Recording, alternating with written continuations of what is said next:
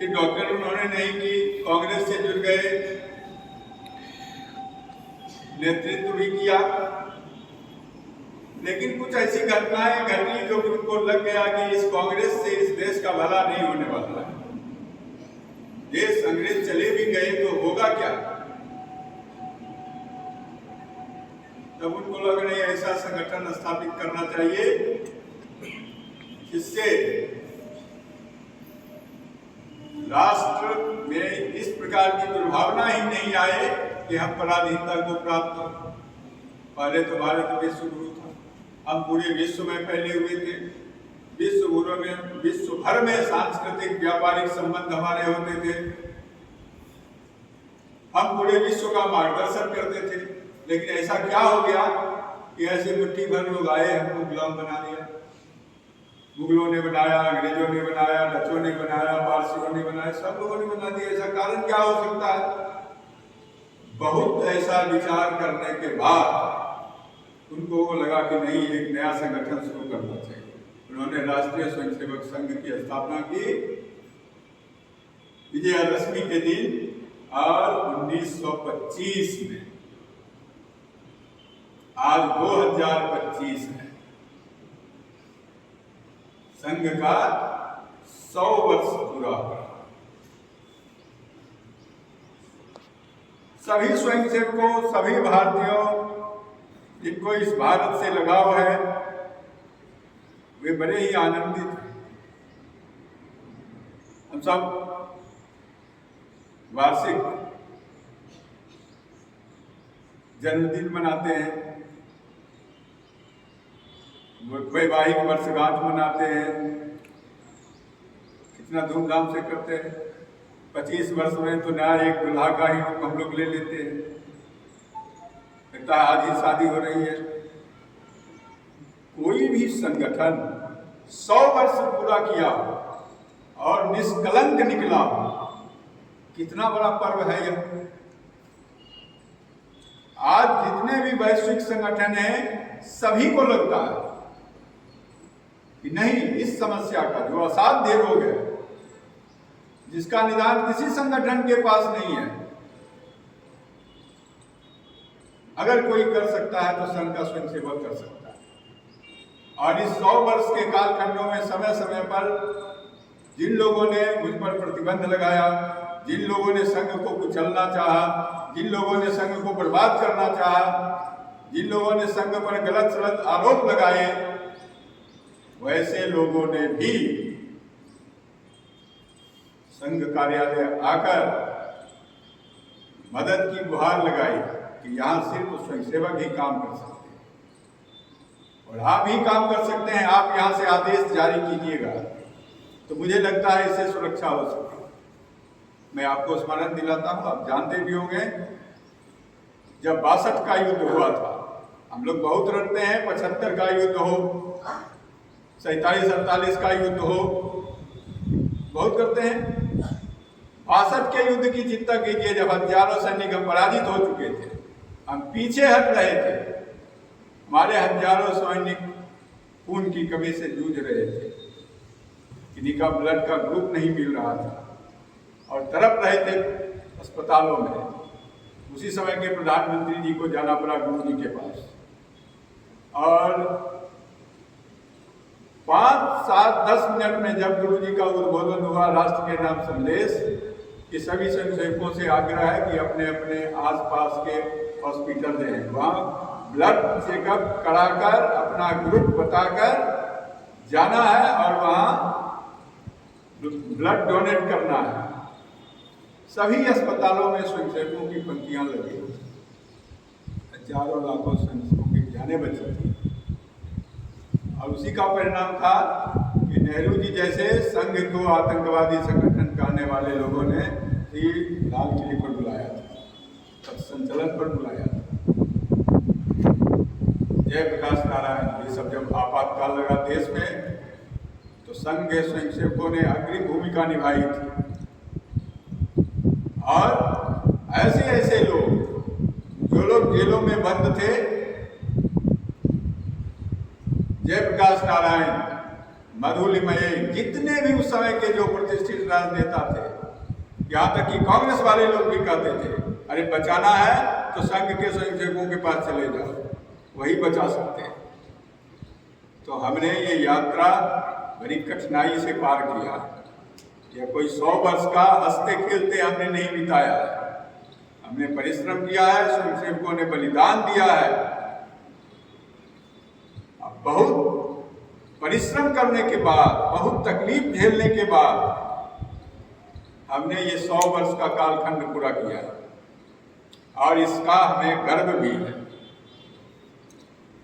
आज हर एक स्वयंसेवकों को यह गर्व है कि चाहे हमारे विरोधी हो, चाहे हमारे पक्षधर हो, चाहे कोई भी हो, अगर उनको लगेगा कि नहीं देश की आवश्यकता यहाँ है, कहीं जरूरत है, तो संघ को याद करते हैं। इसलिए आज आप देखते होंगे कि ये कार्यक्रमों में, संघ के क्रियाकलापों में हर लोगों की बड़ी पैनी नजर है। अब एक तो पक्ष ये है, दूसरा पक्ष यह भी है कि आज हम क्या कर रहे हैं। आप अनुमान कीजिए, आप 100 वर्ष जन्मशती मना रहे हैं, तो कोई तो आप कार्यक्रम करेंगे, कोई तो धूमधाम से आप कुछ मनाएंगे, कुछ प्रदर्शन करेंगे, कुछ रंगारंग कार्यक्रम करेंगे। एक ऐसा अभिनव संगठन, हम सभी सौभाग्यशाली हैं जो हम इसमें जुड़े हैं। ऐसा संगठन के हम सदस्य हैं जिन्होंने कहा नहीं, हमें बड़े कार्यक्रम नहीं करने, हम छोटे छोटे कार्यक्रम करें। हमें अभी भी बहुत कुछ करना है, बहुत कुछ करना है। भारत मां की सेवा के लिए हमें बहुत कुछ करना है और हमें अभी भी बहुत कुछ देना है। लेना नहीं, लेने की बात संघ के इतर संगठनों में होती है। परम पूज्य सरसंघ चालक जी कहते हैं, संघ में आए हो तो कुछ अपेक्षा मत रखो, बल्कि जो तुम्हारे पास है वह भी देना पड़ेगा। ऐसा सोचकर संघ में आना है। तो कोई बड़ा कार्यक्रम नहीं कर रहा है, तो कर क्या रहा है। निर्माण का कार्य साधना से होती है और उसी साधना में सभी स्वयंसेवक लगे, उसी साधना में स्वयंसेवक लगे। तो संघ ने इस वर्ष कहा है पंच परिवर्तन। ये पंच परिवर्तन आजकल प्रत्येक लोगों को समझने की बात है कि हमें क्यों इस पंच परिवर्तन पर संघ ने ध्यान आकृष्ट किया है और पूरे वर्ष भर इन 5 विषयों पर हमारा काम चलेगा। तो पंच परिवर्तन में सबसे पहला है जिसकी मार हम सब झेल रहे हैं। पता नहीं हिंदू समाज में, हिंदू संस्कृति में ये अस्पृश्यता, ये छुआछूत कभी था नहीं। यह मुगलों के कालखंड में ये प्रथा आई तो आज तक हम उसका दंश झेल रहे हैं। ये संघ के पूज्य तृतीय सरसंघ चालक जी कहते थे, यदि अस्पृश्यता, छुआछूत यदि पाप नहीं है तो इस संसार में कोई भी कर्म जो है वो कुकर्म नहीं है। यानी छुआछूत सबसे बड़ा पाप है,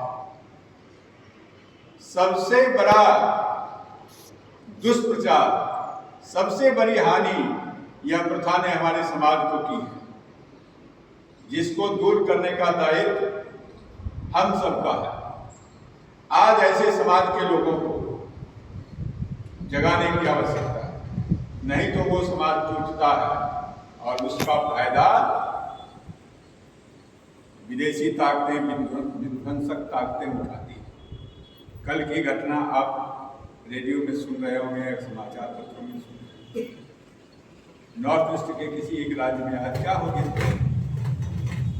ये एनजीओ वाले लोग क्या हैं, क्यों फंड देते हैं, किस लिए फंड देते हैं, क्यों आपकी सहायता करेंगे।